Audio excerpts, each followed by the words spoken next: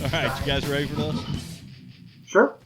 All right, what's up, metal fans? Welcome to the Lunatics of Metal! What's up, everybody? I'm JT, and who do we got us in the house with us tonight? You got that guy. That guy. Of all guys, we got that guy. I can't believe that we got that guy in here. That guy. That's awesome. That guy. What's up, gentlemen? How are you tonight? What's up from that guy?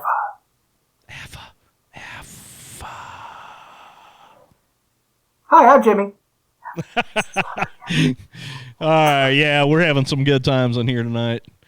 Well, welcome to the show. Welcome to the show. What you see is what you get with us. We just a bunch of knuckleheads who really like heavy metal, specifically thrash metal, if you will. We've known each other for a long time, so there's some wildness that'll probably come out of us from time to time. I'm sure we won't stay on subject, but to tell you what we do here, we're gonna pick a band. We're going to pick one of their albums, and we're going to talk about it. We're not going to beat it up or drag it through the mud. Well, we might. It depends on who we're talking about. But this is not an in-depth song by song. It's just three dudes talking about metal. It's what we like to do. Like I said, my name's JT. It's Jimmy, Andy. Welcome to the show.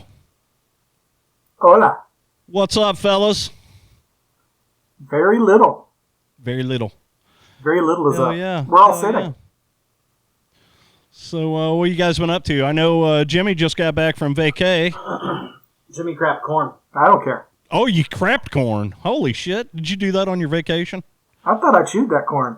Oh, you may have. Well, tonight we're going to chew the fat.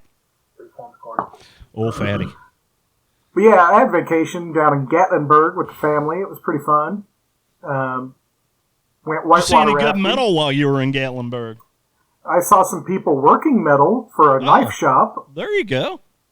Making swords and all sorts of things. It's almost the same thing. Oh, wait, swords? That would be more like doom metal, wouldn't it?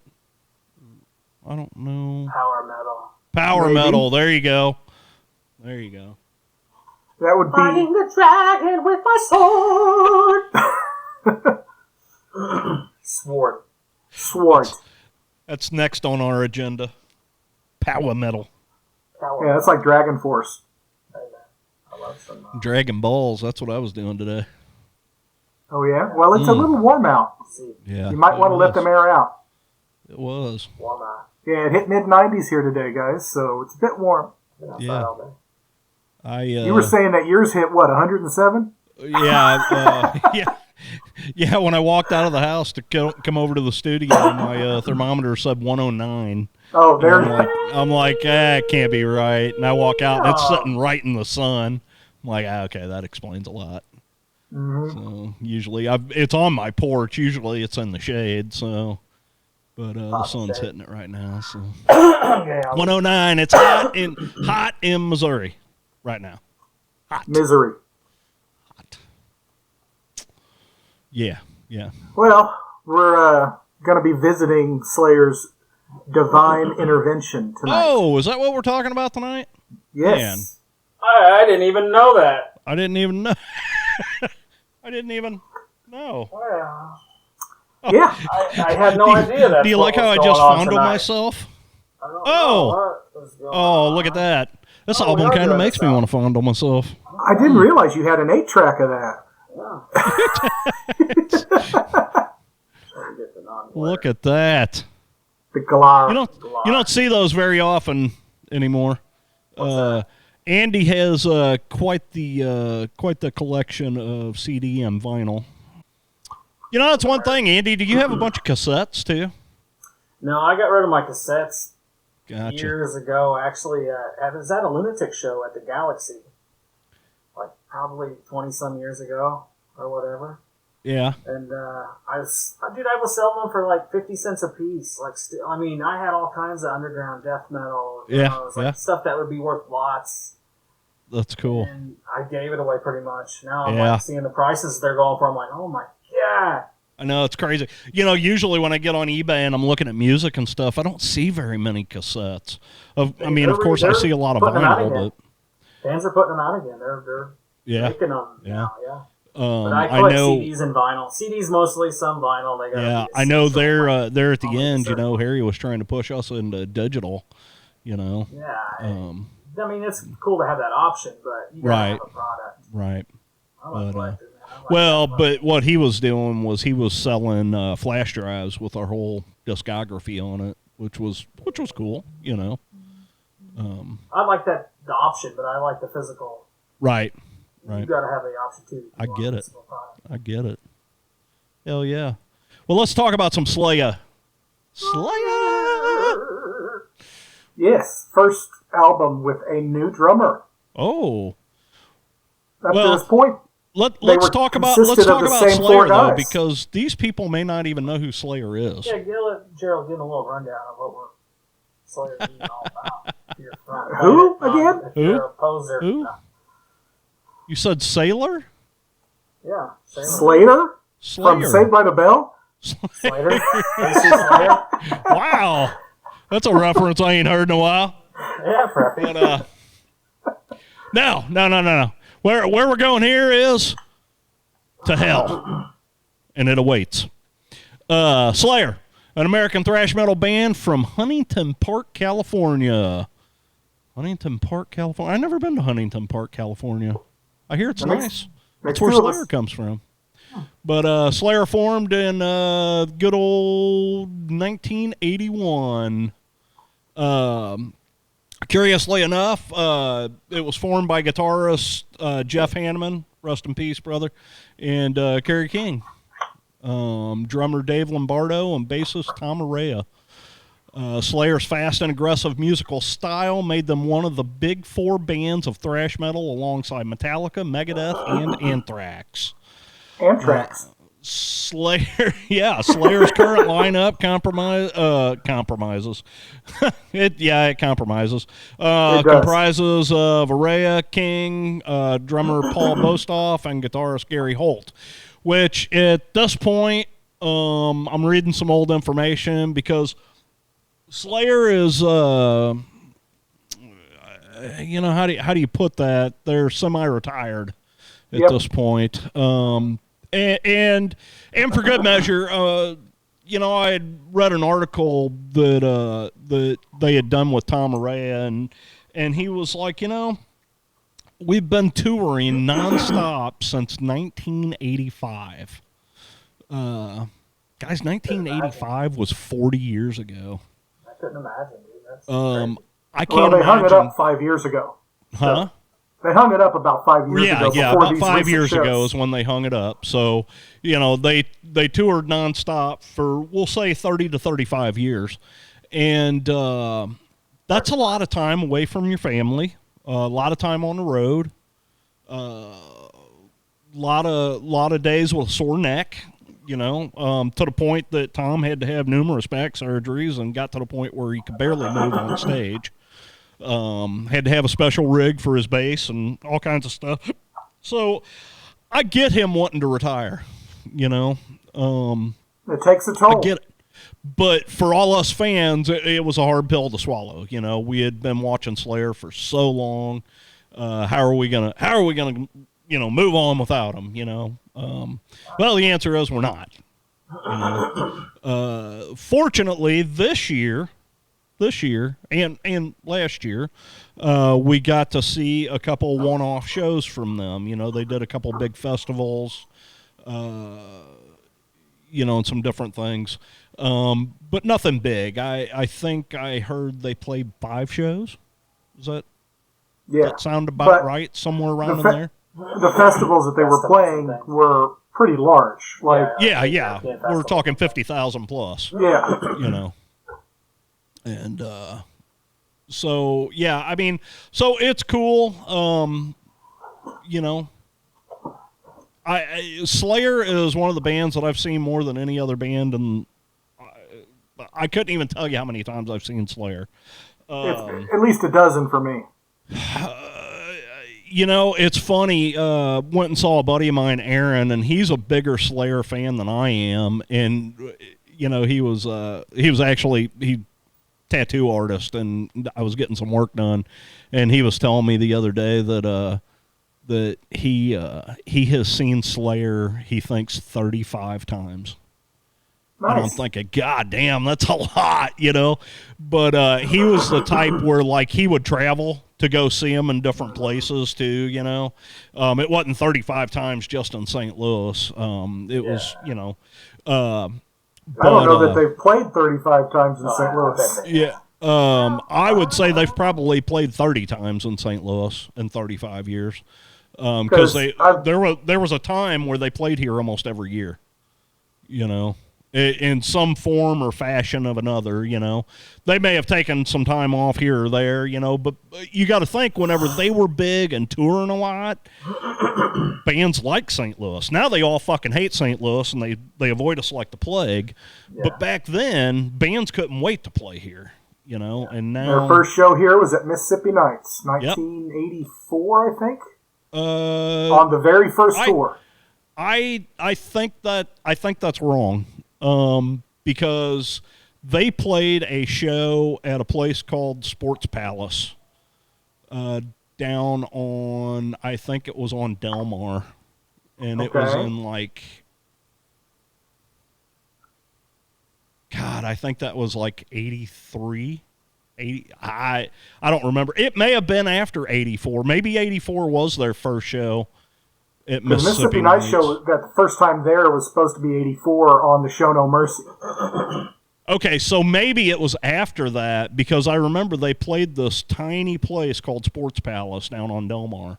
Because they famously left on tour in Tom's Camaro with a U-Haul hooked up to the back. Oh, that's crazy. I heard that story actually, too. And that's from what I heard they had when they came into St. Louis. I don't know if that was the case. Yeah. You would have to talk to Garrett probably to know that answer. Yeah, so that's pretty when was wild. the first time you've seen Slayer, Gerald? First time I saw Slayer was probably at Mississippi Nights. I remember them playing that Sports Palace show, but I did not make it to that. I knew about that place because back in the day I used to run around with the guys from Conquest a lot. Never was in the band. I was just friends with the guys, and me and Clint both. And Clint and I used to go see them at Sports Palace all the time. In fact, it was funny when we talked to John from Anacrusis. I remember seeing them at Sports Palace, too. That would have been excellent. See, I've never been to a show at that venue. I'm not even familiar with it. It's not around anymore. It's been gone for years. My first time I caught them was on Undisputed Attitude. So that would have been about 94. Yeah, like 96. The first time I saw them was on South of Heaven tour. Because that was before this, I'm pretty sure. Or no, 96. Because I seen them. The first time I seen Slayer was 94. It was Divine Intervention tour. The Divine Intervention tour. Okay. Yeah. And then Disputed Under. Oh, that's right. We caught them at the American. I forgot about that. Right. Yeah, because they did the American with Biohazard opening. So it's kind of weird. That's the first I time do I ever remember seen Slayer that. was I Paul remember Bosta that show. and the Paul Bosta era. Yeah, it's crazy, all the shows. So for you guys that don't know, Jim and Andy and I have known each other for years. We actually play in the same band, and we've been friends for 30 years, And growing up, we all went to the same shows, but we didn't know each other. Now, Jim and Andy knew each other. Yeah, Jim and Andy knew each other, but we're from the same hometown. Me and him have known each other since 1989. Yeah. And then we met in 95, 96-ish, somewhere around there. Because 96. We did the Uncontrollable Hatred. Yep. With the whole Pulp Fiction intro. Yep. Oh yeah. That whole show. So, but it's just kind of funny whenever we start talking about old times, and it's like, oh shit, we were there together and didn't even know each other. It's just wild. It's like Mike Coles. You know who Mike Coles is? From he used to be in El Pecado, and he used to do the what was that zine? The Outcast. The Outcast zine, and he still takes pictures and does for the on Facebook. Yeah, I think I know who you're talking about. Tony LaMantia's cousin, Big Tony, Big Giant Tony. Yeah. I remember seeing them at shows before I knew who they were, because I just remember seeing them all the shows, Big Tony and then Mike. Right. And then I got to know them later. I'm like, I remember you guys from shows from all the way back, Right. But we didn't know each other, but I remember seeing them at shows. There's a lot of people like that. Garrett. Yeah, I remember Garrett Enlon. It's like, I'd see him about way back, every show I went to. Him at shows all the time. Didn't meet him there's until always years the later. same people that you see at all the shows, because,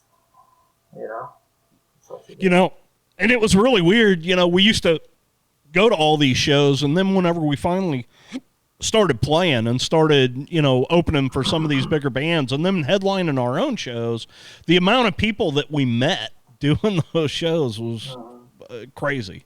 Just crazy, The amount of bands that we've met over the years. Oh, yeah. We played with a lot of bands. Yeah, I wouldn't even be able to have a number of how many shows we played. I could sit there and think about it for a while and talk about all the bands that we played with that are cool, like Jungle Rot and Eternal Bleeding, Malevolent Creation. Yeah. Overkill and Creator and so on. Screw. Right. Yeah. Creed? Yeah. They came out later. Yeah.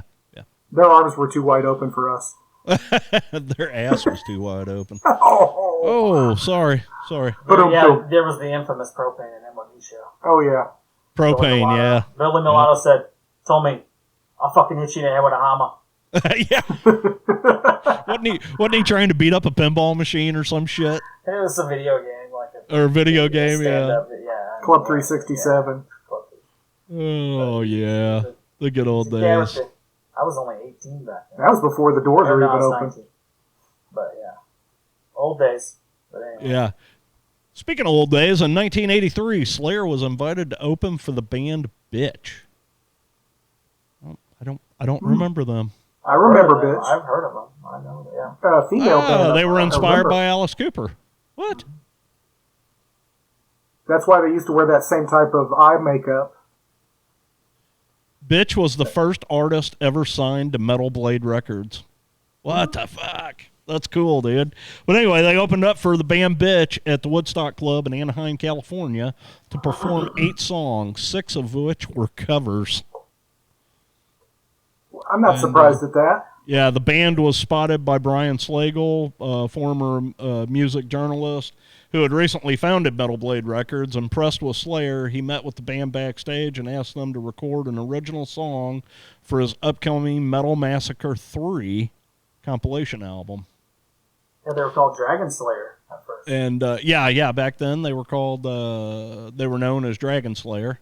Yeah, doing all Venom covers. They actually changed their, here? Rumors that the band was originally known as Dragon Slayer after the 1981 film of the same name were denied by King, as he later stated, "We never were. It's a myth to this day." So they never were called Dragon Slayer. Now, there was another band called Slayer, from what I've heard. There was a Slayer SA or something like that. Well, and the SA came later, from what I was told, because of a band playoff. Like, they both played the same show. This is what I hear, how accurate it is. There is and that was in here. And let the crowd decide it. Yeah, I don't know about that, but... Maybe. And that's where Dave McClain came from. From Sacred Rock? Yeah. S.A. Slayer, originally known as Slayer, was an American heavy metal band formed in San Antonio, Texas in 1981 by the former Blitzkrieg guitar duo of Robert Catlin and Art Valero, however the hell you say that. Architect from New York City.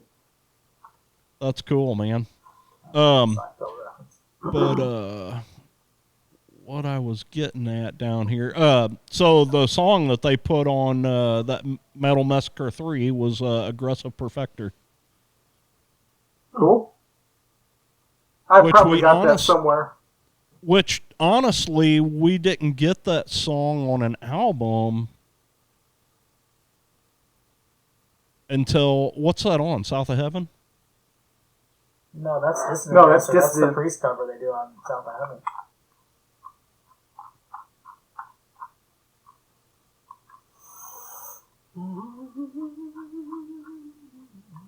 Let me look it up real quick. What am I thinking here?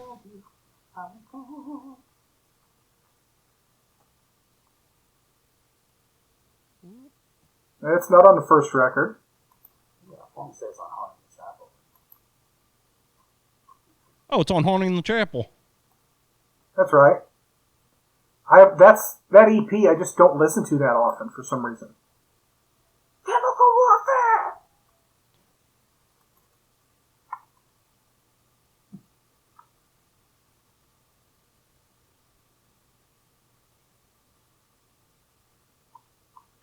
Oh, they did it live.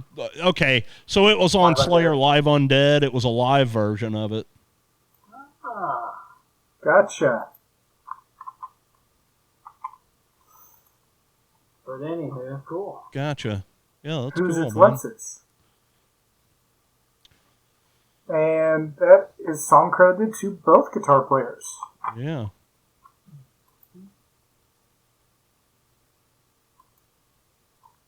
Cool. Groovalicious. Continue, Gerald. Yeah, so anyway, just reading through some stuff here. It looks like without any recording budget, the band had to self-finance its debut album, combining the savings of Araya, who was employed as a respiratory therapist, and money borrowed from Kerry King's father. The band entered the studio in November of 1983. The album was rushed into release, stocking shelves 3 weeks after tracks were completed. That is insane. Holy shit. They don't do that these days. Yeah. Show No Mercy released in December of 1983 by Metal Blade Records. Show No Mercy eventually reached more than 20,000 in U.S. and another 20,000 worldwide. And they went on a tour for that album. In February of '84, King briefly joined Dave Mustaine's new band Megadeth. Hanneman was worried about King's decision, stating in an interview, "I guess we're going to get a new guitar player." Wow. Yeah, and the I knew reason he did that. He played 6 shows with them. And the reason why he did it was because of Dave's history with Metallica, so he was thinking it was going to blow up bigger than what his band is going to do. Right. And then he found out he couldn't work with Dave. I tell you, interesting thing about Kerry King, he actually did a guitar solo for the Beastie Boys. Yeah, no for Fight for Your Right. No Sleep for Brooklyn. He did that, and he waived all his rights to that guitar solo for like a case of beer or some shit like that. A case of beer and $200, I think, is what it, if I remember right. And if he would have kept his rights to that, he'd have made millions off of it. And oddly enough, he just wasn't thinking that it was ever going to go anywhere. Right. Rick Rubin is the actual rhythm guitar player on that song. No shit. Is he really? Okay, I didn't know that. I knew about the Kerry King thing. I was watching an interview with him, and he was talking about that. Somebody had asked him about it. Rick Rubin has been their executive producer on, about half their records, and most of them through this period. Right. Yeah. In June of '84, Slayer released "Haunting the Chapel," which is an EP of more thrash-oriented style than "Show No Mercy." The opening track, "Chemical Warfare," has become a live staple, played at nearly every Slayer show since 1984. That's crazy. It's always been one of my favorites, too. Yeah, absolutely. In March of '85, Slayer began a national tour with Venom and Exodus, resulting in their first live home video, dubbed Combat Tour: The Ultimate Revenge. Which I do not think I have seen that. I may have seen it at some point, but I've got, let's see, I think the first one I got was War at the Warhammer, which was, of course, years later. Right. I had the Ultimate Revenge too with was it Dark Angel Death? My introduction live for them was Divine, or Decade of Aggression. Decade of Aggression, yeah. But that was when I was really starting to get into the band at that point, is when that was released. My first Slayer was Seasons in the Abyss. That was the first time I heard Slayer. That wasn't the first I heard, but that was the first live I had heard. Right, I'm saying from first live, yeah. Seasons was my first Slayer. It just came out and I got it. You had it on CD. I recorded on Turbo and tape. Yeah, my introduction to Slayer was from an old drummer of mine, and it was right when Rain and Blood came out. And I was fucking hooked, dude. I was absolutely hooked. That's a good record. Good record. Yeah, absolutely. It's a little record called Rain and Blood. I was still playing with action figures back then, playing Ninja and shit. So imagine this. The band then made its live European debut at the Heavy Sound Festival in Belgium, opening for UFO. Interesting. Wow. Yeah. UFO would have probably been like on the downhill swing of their heyday. Well, here they never really hit here anyway. Yeah, they didn't. Lights Out in London, they was about their only little hit. Their live album in '79 did quite well over here, but that's absolutely. Yeah, but I mean, they were never and that's big over here. UFO is like one of Eddie Trunk's favorite bands, isn't it? Yeah. He talks about them all the time. Oh yeah, more than Kiss even. Yeah. Show No Mercy had sold over 40,000 copies, which led to the band returning to the studio to record their second full-length album. Which Metal Blade financed recording budget, which allowed the band to hire producer Ron Fair. Released in April of '85, Slayer's second full-length album, Hell Awaits, expanded on the darkness of haunting the chapel, with hell and Satan as common song subjects. Well, fuck yeah, because that's what we want to sing about. It's funny, like I told you, my introduction was Rain and Blood, but man, when I went back and got a hold of Hell Awaits, just that whole opening sequence of Hell Awaits, it just fucking blew my mind, dude. Yeah, that's just blew my mind. Arguably my favorite Slayer song of all time. It always has been. Arguably, I mean, it's. So quit arguing. I'm arguing with myself there, Jimmy Crap Corn. I don't care. But it's. Oh yeah. Hell Awaits as 1985. Let's see. The album was a hit with fans choosing Slayer for best band and live band. Hell Awaits as 1985's best album. What? Maybe by the metal fans it was, Madonna and shit or whatever. And Dave Lombardo. This was all by Metal Forces readers poll. Dave Lombardo got best drummer. Okay, well that makes sense now. So I'm like, wait a minute, hold on. Rain and Blood, Lombardo's brief hiatus, and South of Heaven. Following the success of Hell Awaits, Slayer was offered a recording contract with Russell Simmons and Rick Rubin's newly founded Def Jam Records. Then a largely hip-hop based label, the band accepted, and with an experienced producer and major label recording budget, the band underwent a sonic makeover for their third album, Rain and Blood. Fuck yeah. Resulting in shorter, faster songs with clearer production. I mean, to me, Rain and Blood will always be their fucking, what do they call it, a magnum opus? Yeah. They've put out a lot of great albums, but Rain and Blood will always be number one to me. That's probably the ultimate of that extreme that they did, where you could also say Seasons in the Abyss is the best balanced record that they ever put out of all the different I could agree with that. I could agree with that. Ferocity of the thrash, the in-your-face brutality, Rain and Blood is it's classic, timeless. Yeah. I mean, they've got so many good releases, though. Lombardo left the band briefly during that record on an Australian tour, and they filled in with the drummer from Wasp, I forget his name, and basically rushed to get him back because the guy couldn't hack it. I don't know why they didn't have Hoagland do it. He was a Yeah. young Yeah. He could have pulled that At that off. point, he was probably doing Dark Angel. Yeah, sure. Yeah. Yeah, Probably right. Definitely. Probably right.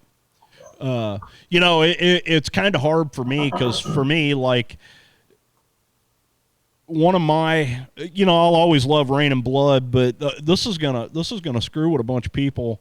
Like, other than that, one of my favorite albums from them, just by pure aggression, is probably God Hates Us All.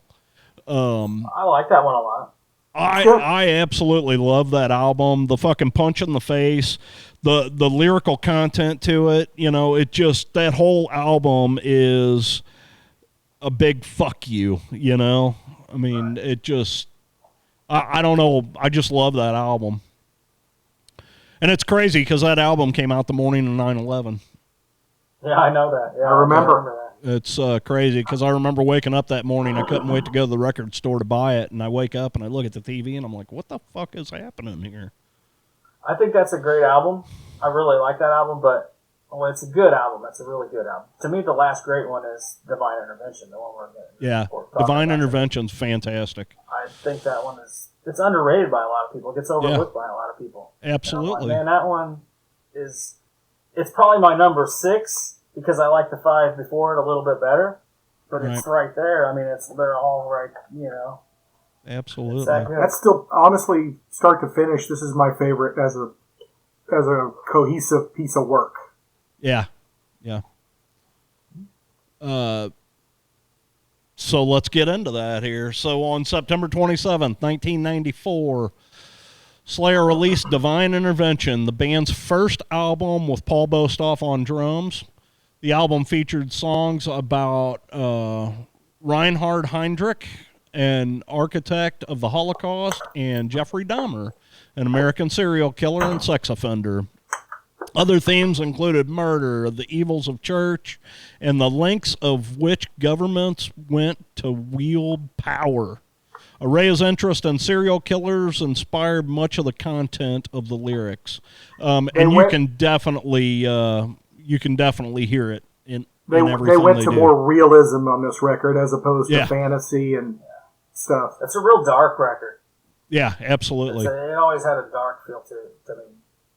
And also, when they were recording this record, was right in the midst of the LA riots during Rodney King. Yeah. So a lot of that spilled over because they were seeing it on TV when they were in the studio every day. Yeah.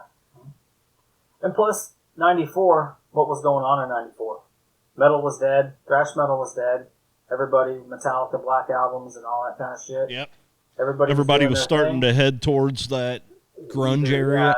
New metal was happening. You got all these people doing different things. And Slayer, to me, which there's a lot of groove elements to Divine Intervention, but it's a heavy, thrashing, fucking dark, heavy-ass album. Absolutely. And so they kind of went, they were like, fuck it, we're doing some heavy-ass thrash album, and it worked for them. Yeah. For whatever reason.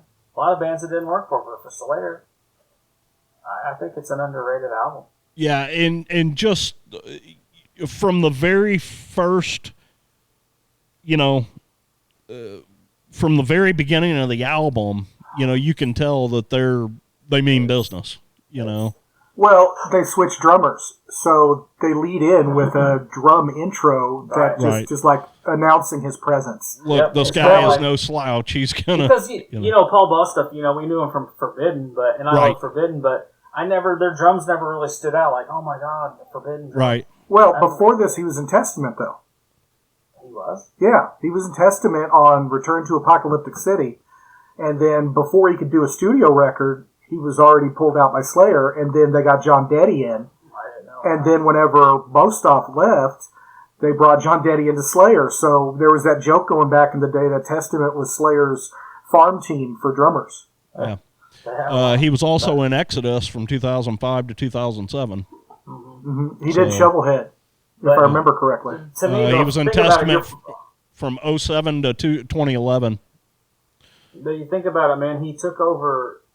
Dave Lombardo's a thrash drum legend. I mean, he's a fucking pioneer, absolutely. legend. And he came out, and I think, like Jim said, he came out with the drum intro, like just to show, like, I could fuck. Because I didn't know he was that kick-ass of a drummer until then either. Until, you know, Zilla Forbidden, but the drums never were like, wow, like that was. And I was like, man, that's some great drumming on that fucking album. Divine Intervention. It's a great drum album. Absolutely. You know, and it's funny for me, you know, like, I was always a huge Dave Lombardo fan. Of course, you know, a lot of people were. But when Dave left and Paul stepped in, it's like they didn't even miss a beat, you know? I agree. Boom. No pun intended like, there. Wow, man. But yeah, I mean, you know, Paul had some big shoes to fill, and he fucking filled them. And he did, man. That's what I'm saying. I was surprised. I was like, oh, wow, man. He's right up there with Dave, you know, doing the same thing. You know, like, it impressed the shit out of me. I tell you, whenever Dave left, did you guys ever listen to that Grip Incorporated that he did? I got their first. They were really good, dude. Mm-hmm. The first was really good, but I've never really heard the other two. They're okay. They're all right. Yeah. Actually, I got their third one, but I wasn't good. It's okay. And then, of course, now Dave's played with about everybody. Phantom Yeah. Ops. Oh, yeah. Misfits, Mr. Bungle. Testament. I seen him with Mr. Bungle at Milwaukee. He actually played with Metallica. He did a show with Metallica. Mm-hmm. Oh, that one. Suicidal?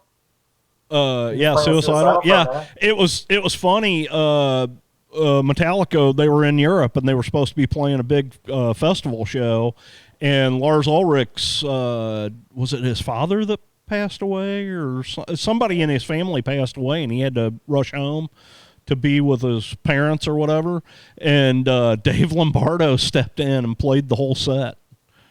They had one where it was musical drummers in London, because I've seen the video on that. Yeah. They had not Corey Taylor. Oh, that's Joey right. Jordison.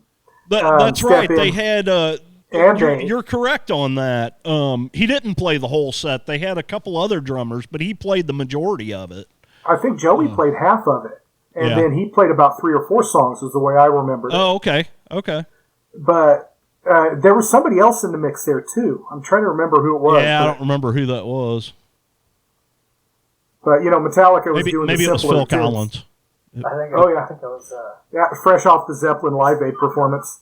Yeah. I Going was back. going to say 2 names, but I better keep those to myself. Oh, go for it. No. Okay, never mind. It's an inside joke of yours. We have a couple of those. I love it. So, Oh, boy. So Divine Intervention, okay. A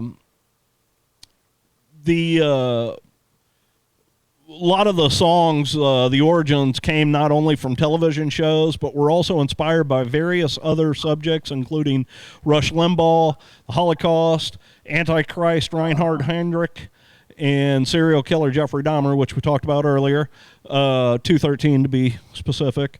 Its cover artwork was painted and designed by Wes Benscotter.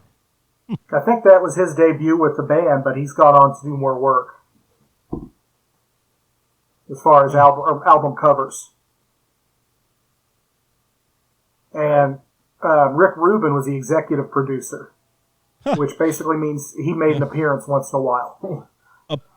Apparently, Kerry King was not has expressed his disapproval over the album's final mix, saying it should have had more attention.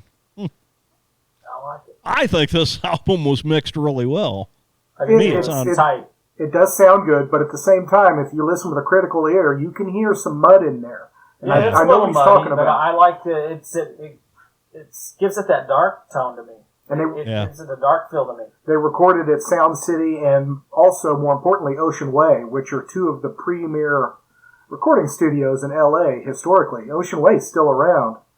I think Sinatra started that way back in the day, and it's got like every piece of gear you can think of in it. That's crazy. Did you give him the Hucklebuck? Yeah. The Hucklebuck. Juggy Gales? Yep. You had nothing to do with the Hucklebuck. Anyway. Frank Rizzo. Despite receiving mixed reviews from critics, Divine Intervention peaked at number 8 on the U.S. Billboard 200 and number 15 on the U.K. albums chart, selling over 93,000 copies in its first week of sales. One local retailer bought 1,000 copies and were all sold out within like 2 or 3 weeks. Yeah. In the area over there. Which it was later impressive. certified gold in the United States and Canada, and was followed by the EP Serenity and Murder. I think it debuted at number 9, didn't it? On the Hot 200 or whatever.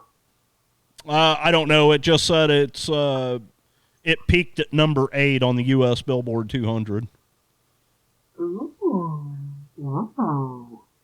Of course, that was, I believe, right after SoundScan started, so they're able to track that stuff a little better. Yeah, this is my first time seeing Slayer was on this album, this tour.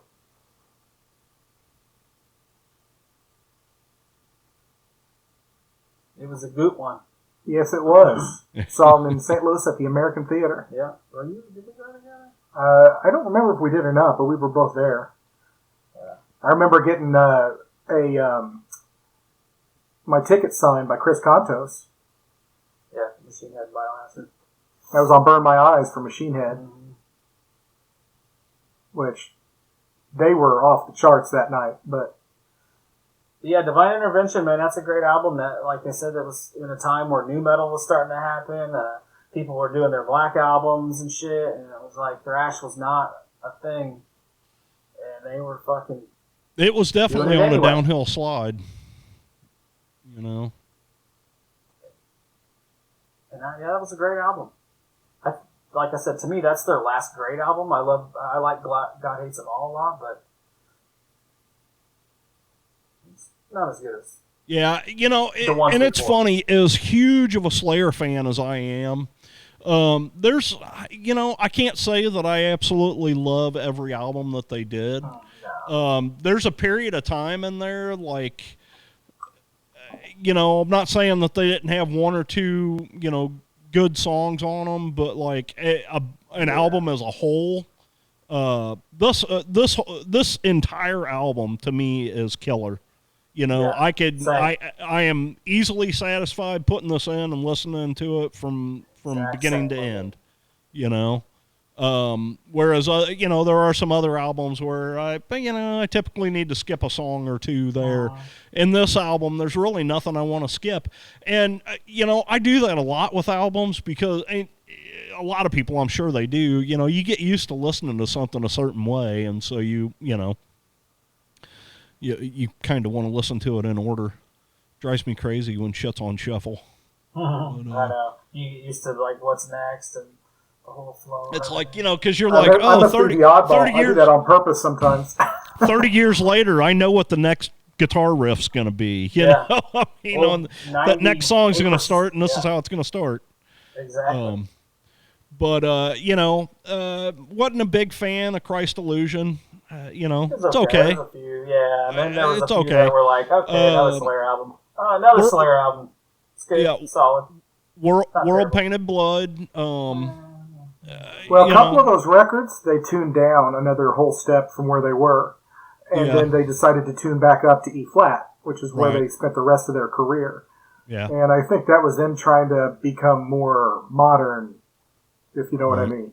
Yeah. But that was also, I think, when Hanneman was really about done with the band at that point, before he passed.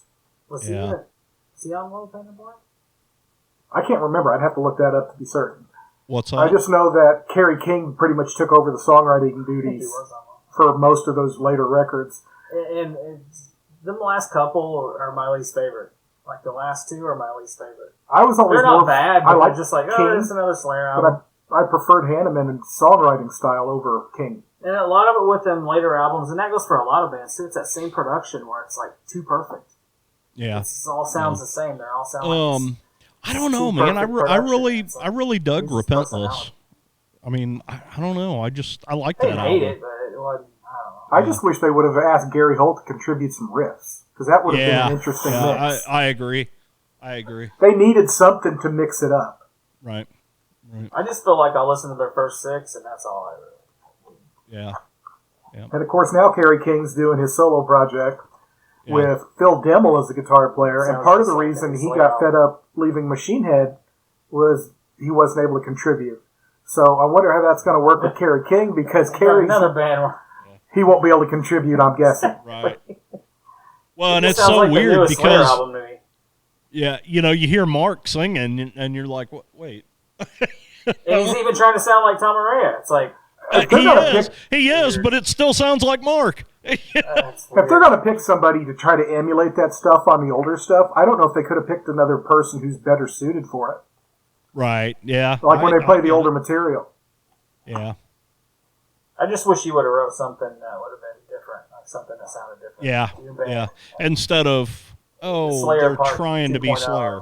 Yeah, Well, Carrie's famously said, "Look, I'm Carrie King. This is what I do. You know what you're getting." Another one of them Slayer albums, cool. Another Slayer album. And they've been famously told that they're the AC/DCs of thrash metal. Right. Every record sounds the same, so to speak. In this new Carrie King album, it's not necessarily bad, but it's not something that I find myself craving to listen to. I've heard stuff on YouTube. I haven't heard a lot of it. I heard a few songs I actually YouTube, have it. I actually have it. Slayer, speaking of that, by the way, Jim, the new Sebastian Bach album, fucking phenomenal, dude. Phenomenal. I thought you'd like it. I cannot stop listening to it, man. I love Sebastian Bach. Fucking dude. We had a discussion about this. Fucking killer. Well, and it's not even really. Well, I mean, it came out last year. But dude, it sat so 2 years before it was released. Yeah, it is so good, dude. Yeah, because it released in November of 24, I think, is what I saw. So good, man. It's if you like old Skid Row type music, it I should be right in the pocket. Dude, and his voice is fucking spot on, man. I love those Skid Row. He still has it. Like he hasn't lost it. To me, Slave to the Grind is one of the greatest hard rock albums there is, in my opinion. I love that album. Yeah. I think Sebastian's one of the greatest singers ever. Well, when Jim was out here a couple weeks ago, I got his first album, his first solo album he put out, and it was really good. And Jim told me that he had a new one out, and so we listened to a little bit of it, and I immediately downloaded it, and it's really good, dude. Really good. I'll have to check it out. Eddie Trunk was right. Yeah, because that's where I heard most of the reviews from people calling in, just raving about this record. But back to Slayer. Towards the middle of Slayer's history, it seemed like Hanneman did one record, King did the other. Hanneman did one record, King did the other. And the ones that Hanneman did are the ones that I typically tend to like better. This is the last one, I think, where they really kind of split the songwriting credits. Right. But if you go through their songs historically, I'll gravitate towards Hanneman stuff. I don't know why. It's just, that's the way it is. Yeah. Yeah, I can see that, man. I don't know, man. I like them both, dude. It's not I don't like King. I just prefer Hanneman's stuff better. Yeah. Hell so, what was your first exposure to this album, Gerald? Did you get this like the first day it came out? Did you? So, it was kind of weird. I hadn't been around Steve and them guys in a while. And he called me out of the blue, and he knew I was a big Slayer fan. And honestly, it's kind of weird. I had just married my first wife, and life had fucking changed. I was going to be a man now, and what a fucking joke. But Steve called me, and he was like, "Dude, you got to listen to the new Slayer album. It's fucking killer." And so I'm like, "All right." So I jumped in my truck and I drove to the fucking, I don't even know where I went. But I went and grabbed it real quick and come home. And it was funny because, I never really thought about it. That was the first compact disc I ever bought in my life.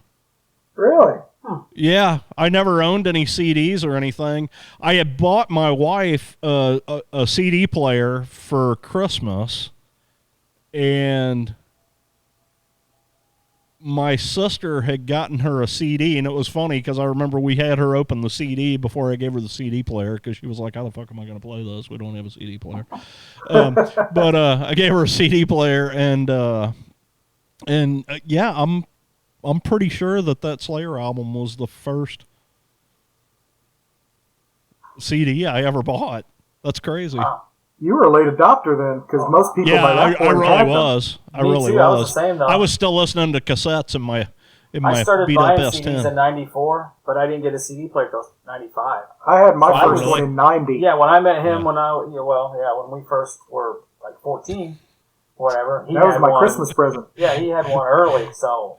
Dude, it was funny because I late thought to the CDs show, were going to be a passing fad and cassettes were going to live forever. Well, I had so many cassettes. I had hundreds of fucking cassettes, and I thought, yeah, that's how it was for me, man. I gotta get rid of these and get what?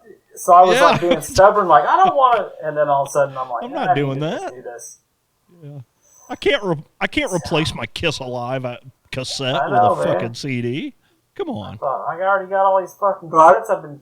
That may have been your first CD, but I remember mine was Feel the Fire. Nice. Feel the Fire.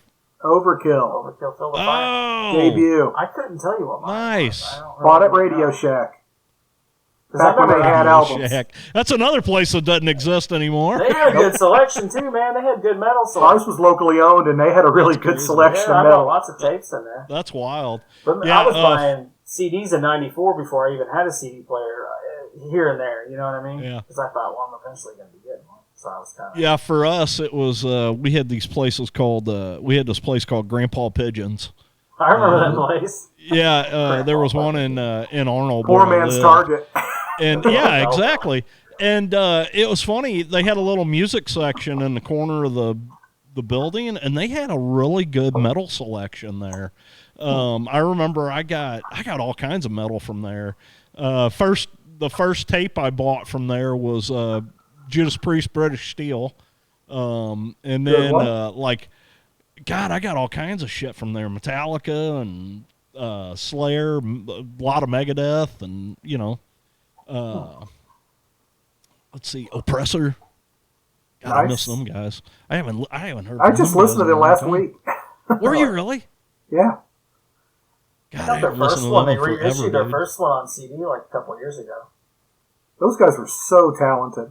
Yeah, they were, man. They were. But I remember my second CD was Justice. Nice. This is 1990, so that would have been right in the middle of it. And I had the vinyl before I had the CD. Yeah. I still got it somewhere. Justice was Yeah. my first heavy. That was a double thrash vinyl. in my heavy. I've got a vinyl of that somewhere, and I thought it was wild. I got bought that it. vinyl. I didn't even have a record player, but I bought that vinyl because I thought it was cool. It was like a double album Yeah. thing. There was like, yeah. And I It was like, opened oh, up dude, that's with cool. the fold. Yeah. I have no idea where that's at. I may not even have it anymore. But yeah. Probably in your garage somewhere buried. Yeah, I don't know. May have gotten sold at a yard sale or something. It probably got mixed in with my mom's shit. And I'm like, what the fuck is this? Metal. Go track that person down. Metal. So yeah, I didn't even, like I said, I didn't even get into Slayer till Seasons was the first one. I had heard of them before that, but I never really heard their music until Seasons came out. He had the CD because I have a CD player. The first time I ever heard Slayer was on a Hit Parader compilation cassette that I ordered through the mail from a cutout in the magazine. And it had Chemical Warfare in it. I do have to say, I did hear Chemical Warfare on Warfare on a compilation. Wiffle. It had Anthrax Caught in a Mosh. Grim Reaper was on there. Yeah, it had that Chemical Warfare. I don't remember what all it had. I mean, on it was a on wide a compilation from Kmart, a cassette, like heavy metal, and it had anything from like Slayer to like Lita Ford or something, but it was like heavy metal. You know, them 80s Just so you thrash. know, one day, guys, Grim Reaper is going to be one of my choices. Okay, I'm good with that. I like Grim Reaper. I got the first two albums. I'm friends with Nick on Yeah, Facebook, too. Yeah, I met him down whenever they played that show down in he Nashville. was a cool dude. Oh, really? I got to hold his guitar. He's a lefty also, so I got a chance to Dude, play that's it. awesome, dude. He used to be the Marshall amp rep. Yeah. And that's where he got Now he works for Sweetwater. endorsements. Roll on Oh, with yeah, that, that's cool, guitar- man. their amp endorsements. Hey, he was a nice dude to talk to. That's cool. But yeah. Oh, yeah. Anyway, but getting back to Slayer, Slayer! this kind of was a big deal because of the drum change. Like back then, people Yeah. really didn't change members. Really Well, was. and plus, like I said, Lombardo was a thrash legend He's a pioneer in thrash metal drumming. I mean, absolutely. He was a fucking god, you know. Could you imagine this record with Lombardo writing it? I can't. No, the style is different. Yeah. It's thrashy as fuck, but it's still different. I mean, it's Lombardo. heavy. It sounds great, but it's just it's not Lombardo. No. It's him. And it's funny. It's hard to pinpoint the difference between the two. You know, I mean, they're different, but it's like, why are they so different? You know, Lombardo, while he's known for his double bass, he's known a lot for his toms and doing those crazy fills all over. But Bostov did that on this album too. But listen to the very end of Ditto Head. The last measure is like a fucking drum fill. But Lombardo does it through like almost an entire song half the time. Yeah. That's the difference. I think because Lombardo didn't get songwriting credits, and he's commented about this on most of the early stuff because he was pretty much told the beat to play, so his way to shine was to do the drum fills. Right. So because of that, they didn't give him songwriting credits, and he's still pissed at him for that. Kerry King is a douchebag. Let's be honest. And that's a lot of money he would have missed out on. Yeah, they did Dave wrong. And he was the baby in the group. Absolutely. He was the youngest one. Yeah. Youngest one in curls. And then they tried to say it was about his wife, girlfriend, or whatever. And he's like, dude, I've been with her since we started. Yeah. Yeah, unfortunately, they fucked him over. I completely agree. This is a Slayer episode. Kerry King's a douche. I don't hate the guy, but let's call it for the way it is. I don't know him as a person, but he seems like a fucking douchebag. He's blunt, and he wants what he wants, and he does what he wants, and says what he wants. He don't care. Yeah. You know what you get. You know what? And he can be that way because he's fucking Kerry fucking King. Yeah. Dude, it's funny when we did that when we did that meet and greet. Because they did a meet and greet before the God Hates Us All show in St. Louis. And where was that at, by the way? Huh? Was that at the pageant? That was at the pageant, yeah. I was at they did the meet and greet, though, at Vintage Vinyl. And it was pretty cool. Lael and Gary and I got down there first thing in the morning, and we were like the second people in line, you know, and they all came out, and it was kind of cool. But I had this I'd have to move my camera for you guys to see it, but I've got a big tapestry on my wall from Rain and Blood, and it's got all their signatures on it. I am going to say, unfortunately, it's got Paul's signature on it instead of Lombardo's, but, you know, hey, whatever. It is what it is. But I'm not knocking it by no means. But it was funny, man. I threw that up on the table for Kerry King to sign it, and he was like, holy fuck, dude, that's cool. Where the hell did you get this? And I don't even know where the fuck I got it. Probably a flea market or something, but it was kind of cool. He was pretty impressed with my tapestry. So nice. Of course, and I was just glad that he signed it. Back in those days, tapestries were everywhere. Like, you can't find that stuff nowadays. Yeah. At least I haven't seen them. Right. Yeah. You can get some made, but like I said, you got to get them made. You'd see them at like county fairs, or I had a few of them. Yeah, I had a few of them. But just so happened, my brother found this one for me, and I think he may have found it at a flea market or something and snatched it up for me. But it's it's the Slayer logo, and then in the back of it, it's the fucking the Rain and Blood. Here, hold on, let me see. You're gonna have to light it up some. It's a little dark. I'd have to throw the light on it, but yeah, it's pretty cool. It's got all their signatures on it, though. So groovy. We had that one in the old Lunatic practice space. That was yours. What was that one? That was the cover of the record. What was it? It was the album cover. No, it was an old one though. It's like I'm talking about the poster, not the I'm talking about that old tapestry that hanging back there. I have that probably buried somewhere in a tote. I would have to dig it up. Something old. But anyway. But yeah.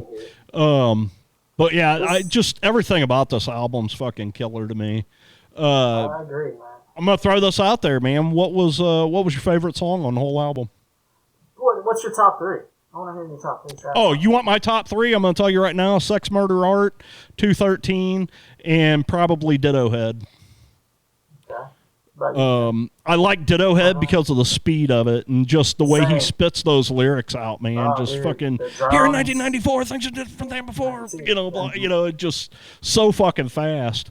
But I don't know, man. I really, I know that Sex, Murder, Art, and 213 are two of their slower songs, but they're so fucking dark and disturbing that they just fucking hit me, man. They hit me hard, dude. But but you can't go wrong with anything on this album. They're all good songs. Every song's solid, at least, I think. But you, Jim? Mine might change from day to day, but if I'm gonna pick today, I get that. I'm probably gonna go with Killing Fields, Divine Intervention, and Circle of Beliefs. God, those you can't go wrong no matter what you choose. Yeah. Tomorrow I might say Serenity and Murder because I like that slower vocal approach. What do you say, Andy? Killing Fields and Ditto Head are two for sure. The third one, man, it's like that third one. It could be.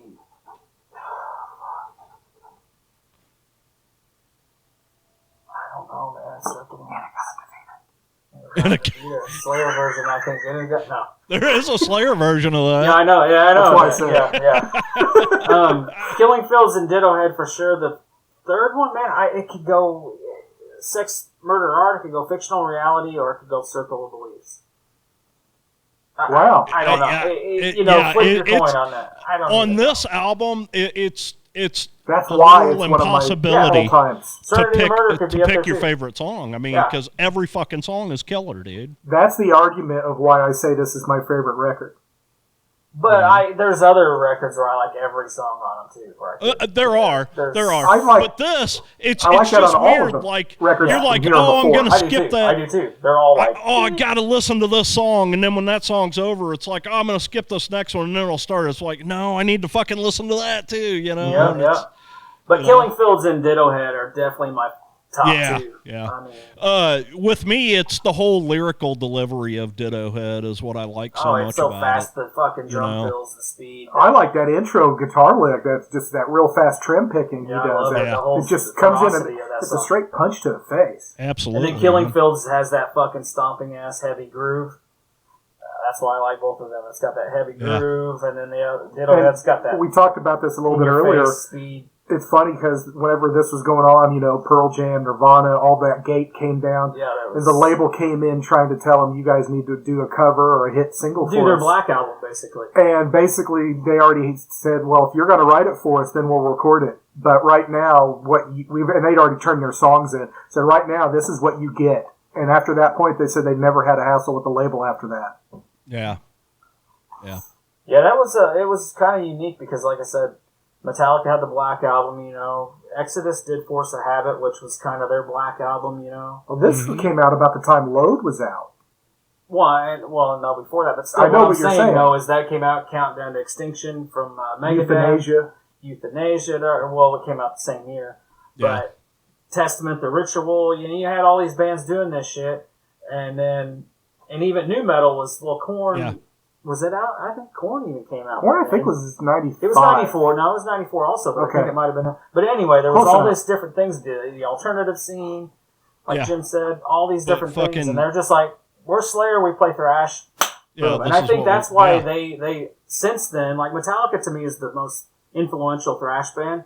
But then there's also Slayer, which I think is the second. And it's really from that point on because they stuck to their guns and a lot of the heavy bands, like, they were like became their total, influence. Well, and we all know these people that when you go to see a Slayer show, there's guys who've been going to see them since 1984 that come out once a year when Slayer comes around to a gig. Yeah. And that's the only time they come to a show anymore. But they come out for Slayer, and they come out in full regalia, and they don't care. They're drinking, they're partying. They just come up and go Slayer, And that's another thing. Now would be a good time to pull in the Jim Brewer. Yeah. Because I remember going to my first Slayer show, and then all the Slayer shows, really, at least the first few, like at the smaller places, and the energy since was the late just 90s, that's really happened. It was just like the energy at a Slayer show was just like a little different than any of the other thrash bands. It was just a little more like insane, kind of like the crowd was more amped up, more crazy, more. Well, it just seemed like there was that vibe like in Slayer shows for whatever reason. You felt like, so for me, I felt like I was doing something wrong. I was doing something evil, because I'm going to see fucking Slayer, I'm not just going to see Metallica. I'm going to see fucking Slayer, and and like listening to it, man. Me and Steve Russell, man, we used to wear these fucking Slayer albums out, dude. Back when we were kids, fucking cruising, we just, dude, I just can't we did that explain same to stuff, you the but feeling country of cruising. fucking back road and fucking listening to fucking Black Magic and just them were the That's how I days, was dude. with just metal in general. Just like cruising around, just cranking that Not a shit care out. in the world. Just did, put some beer in the car, go on the roads in the backwoods area where nobody was going to hit you, and just drive. And listen to the metal. first time hearing And hopefully Cannibal- you didn't wreck. Like you said, not a care in the world. Now we're old and we don't give a fuck. Yeah. Like, I remember listening to Cannibal Corpse, Tomb of the Mutilated for the first time when Scott Jude got it on, I don't know if it's cassette or CD, but we were riding Harry's van back when we lived in Central City there, and driving around, we're reading the J card, like, we can't even understand the lyrics with the lyrics here, like, it's so heavy and brutal, like, I just remember being blown away by that. Dude, my first foray into fucking Cannibal was The Bleeding. And my first was Butchered at Birth. I had it recorded. was it really? Yeah, It see, was I'd from never Scott even Jude. heard of them. Steve turned me on to them. Yeah, it was Scott Jude. We had a friend who, they bought and sold like crazy. And a lot of my first ones were on on cassette tapes, like blank, And Scott Jude recorded his Butchered at Birth, and I wanted to say Carcass Necroticism was on the other side. Nice. That was the two. And then I remember when Tomb came out, like I said, we were cruising around and we can't even understand the lyrics, but the lyrics shit, it's so great. And then the Bleeding, when that came, that made my favorite, but yeah. Oh yeah. That's another. Absolutely. Yeah. But back to Slayer. Yeah. Back to Slayer. It's no matter what, it's always a full circle. You always go back to Slayer. It's always It's a circle of belief. But boom. We're here all week, folks. At least we got a drummer here to do our rim shot. Yeah. And a guitar player to do the rim job. Oh! Ba-doom. He's not here. Yes, sir. Yes, sir. I take the left-hand path. Yeah, 213, man. That song though that's a good one though. Yeah. Right after, because the Jeffrey Dahmer thing back then was a big. Well, it was always in the news at that time. He had some ties to that too. Well, so. I'm from Milwaukee. My dad was a cop. My uncle and a lot of family was cops. My dad knew the cop that busted. He kind of basically just stumbled upon the shit. Like it wasn't like he was some hero or nothing. Right. Especially if you've seen the series on Netflix. Have you seen that? Yeah. It makes the Milwaukee Police Department out to be fucking jack-offs, idiots, like total scumbags, and maybe something there. Maybe. But yeah, they didn't have your dad in there, did they? No, like I said, the guy that discovered it, it was just kind of like it just fell in his lap. He didn't it just was luck. It just happened. Like he's doing some really good police work to fucking bust it. Bust him. Columbo, he was not. No, he was not Columbo. Hell yeah. Yeah, 213 is one of my favorite songs on here, man. I love the verses. The way he sings the verses, the beat and guitar riff, and the way he sings over the top. Yeah, just a fucking killer song.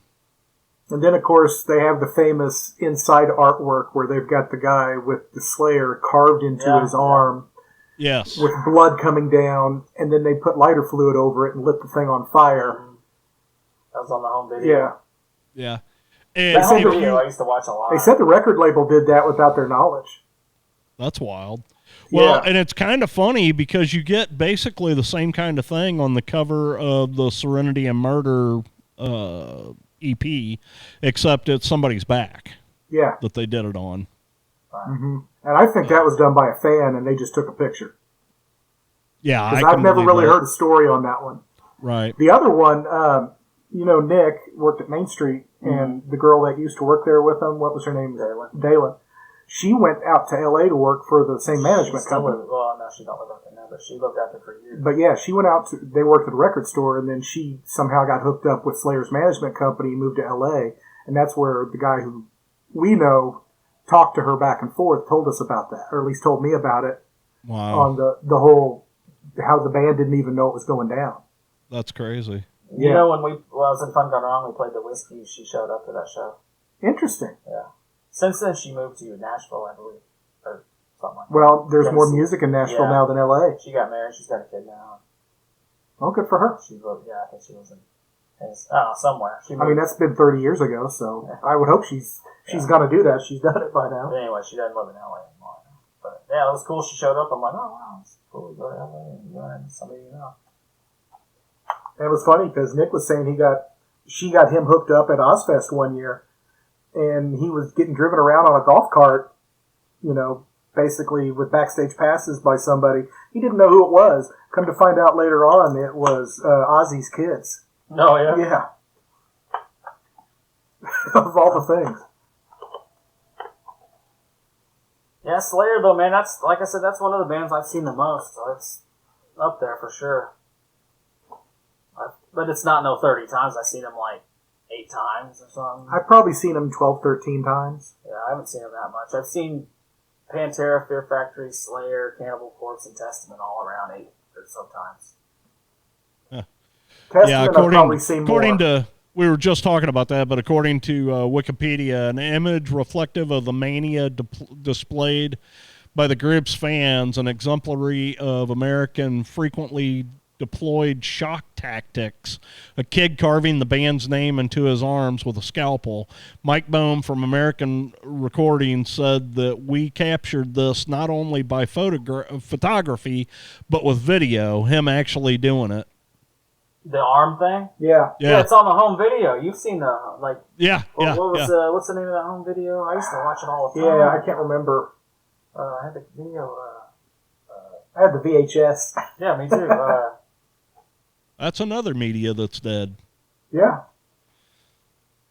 What the fuck was that called? I can't remember. I'm sure we could look it up. But I used to play the fuck out of that. Yeah, I had that at the beginning. He used to fuck the play right out of that. Yeah, the motherfuckers. Live Intrusion. Fuck me, fuck my mother. Live Intrusion was the one, but I played the fuck out of that one. Oh, Live Intrusion? Because when this came out... Machine Head was opening on that tour because they get up and play a couple songs with them. Yeah, they play a Venom song, don't they? That one and I think another one, but yeah. Maybe Celtic Frost or something? I can't remember. Like I said, I haven't watched it in 20 years. Yeah, I haven't. I'm going off memory here. I used to watch it a lot back when it came out. Yeah, Contos and Flynn played with them. Yeah. So yeah, you could tell that was early on because Contos was only on the first record before they did the reunion. Yeah. Was it the Live Intrusion video? Yeah. That's what we're saying. Yep. Live Intrusion. Yeah. I know it wasn't War at the Warfield. No, that's a different one. But this one, I've got that one. So do I. This is the one I watched a million times.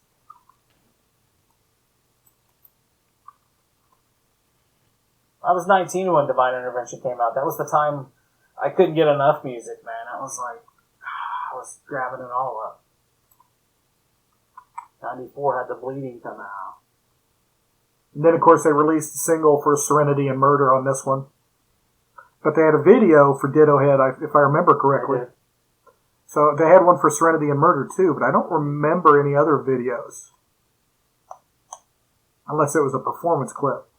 Right. Yeah, the last Divine Intervention, the last great album, Slayer album, in my opinion.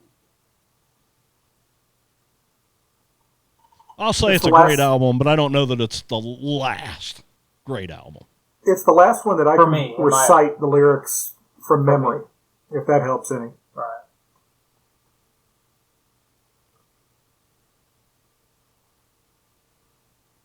Yeah, I don't know. God, I don't see anything on. I wonder if it was just kind of a one-off video.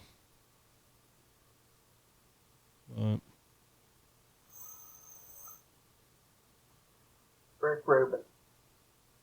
What? Like I said, Rick Rubin was the executive producer, but Toby Wright was the one who was probably there day to day, doing most of the shot calling, so to speak. And he's worked with a lot of famous people too. Dave Rocky.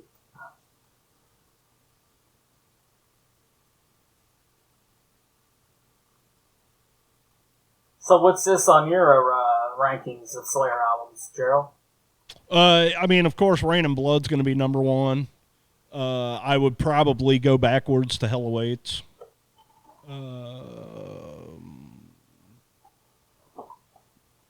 This is probably 3 for me. Really? Maybe 4, because I really like Seasons too. I like them all. The first I'll be honest with you. I even like Diabolus Musica. I like that one too. I don't hate it. That's probably one of my least favorite. I have not Maybe my listened least to favorite it in a long or time. one of them, but it's still my solid. 2 least favorites are Christ Illusion and World Painted Blood. I just couldn't get into them. Mine, it's the last 2 on my list. This would be my number 6. The first 6 are great. Yeah. I would go Rain and Blood, Seasons, Show No Mercy, Hell Awaits, South of Heaven, Divine Intervention. But I love them all 6 of them. Yeah, absolutely. Absolutely. That's a tough call, man, because it depends on, like Jim said earlier, it depends on the day. The mood I'm in. Yeah. That day. Day of the week. You know, because there's nothing wrong with some Live Undead or, some Hell Awaits. And something else that gets overlooked a lot, because it's not a studio release, is the Decade of Aggression, I think, is an amazing recording for a live record. Yeah. Yes, it's very clear to hear everything, and the crowd's really into it. I'm not a huge live album kind of person, but depends on the it situation. Is good. There's a few select ones I like. It is good, though. See somebody going down, help them out. That was the other thing, too. Whenever Tom would be up there on stage, he would never ask people to pit. People did it of their own volition. Right. He would basically tell people, like you said, help them out. Yeah. But, he wasn't one of those guys who was up there being some type of crazy dude, blah, blah, blah, blah, blah. He just... I mean, that's Slayer. We know what we're going to do. Rip the person next to you's face off and put it on and go home and make love to their wife. No, what? He would just kind of stand there and be like, how you doing? Dude, the last time I saw Slayer at the pageant, it was when they did that, wasn't it Anthrax and Suicidal? Was that what it was? I don't think it was Suicidal. Fuck. Who was the other band? Was Slayer? Yeah, not that show. I don't remember Anthrax and Slayer. I remember Anthrax was there. It was at the pageant, but anyway, it was funny. Here I am. I'm in my late 40s. I'm in my late 40s, and Slayer's up there playing, and I got all the way through the pit, all the way to the front of the stage, and I'm like, fucking, and I'm fucking bouncing off people, and I get back to my brother, and my brother's like, aren't you too old for that shit? I'm like, yeah, I'm lucky I didn't break a hip doing that.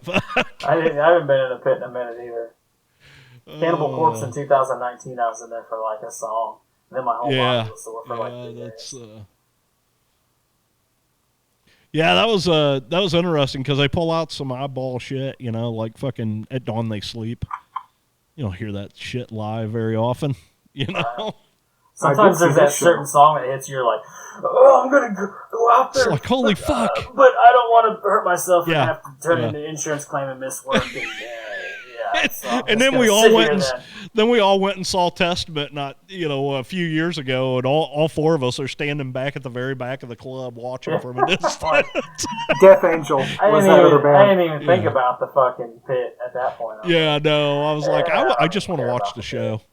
But once in a while I'll have a few drinks and a certain song will kick on. And I'm like, yeah, I want to go out there. And then I'm like, no. I just remember when I was younger and I would pit, I would feel it the next day because I would use muscles in ways that I didn't normally use them, and I would be so fucking sore.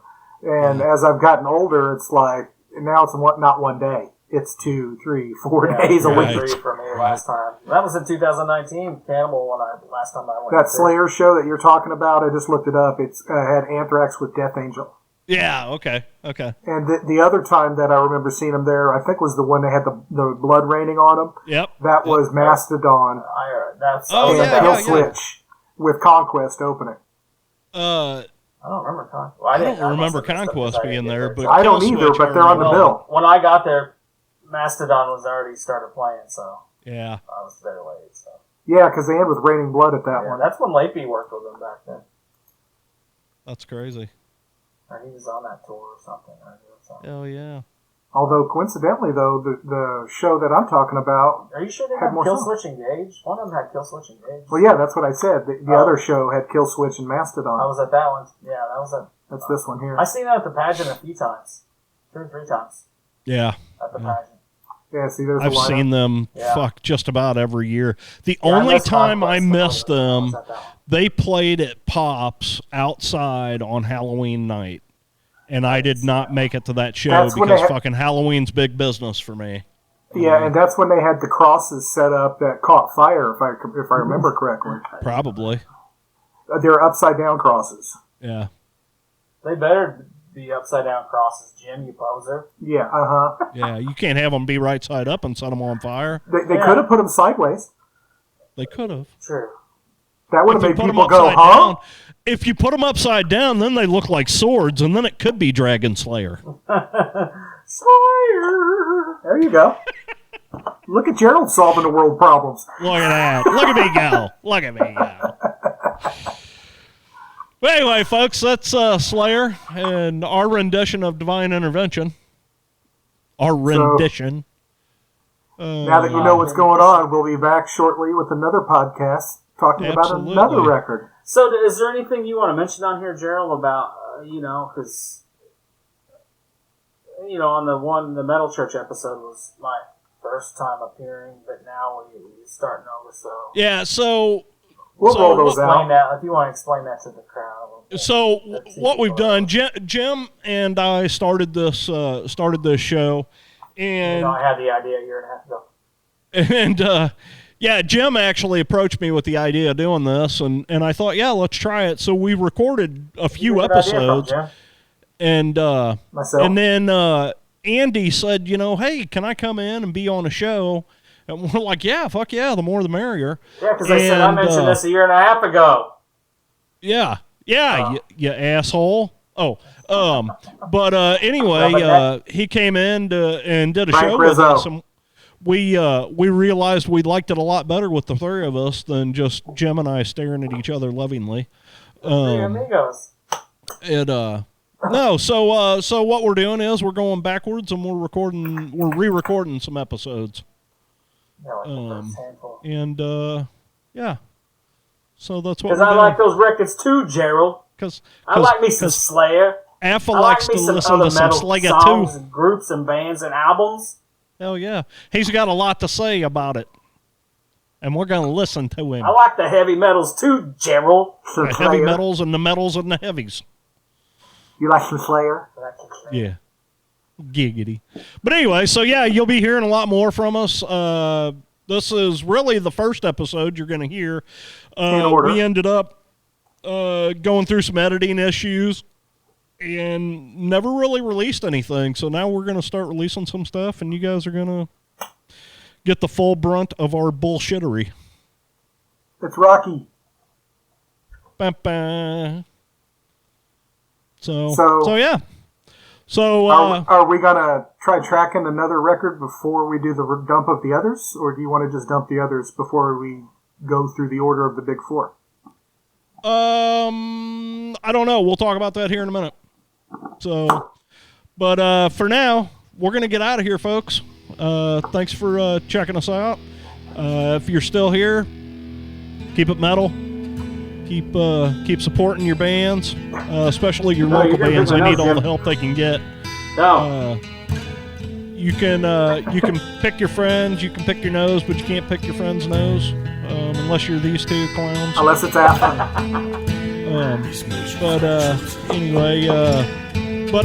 Anyway, thanks for being here. For Lunatics of Metal, I'm JT.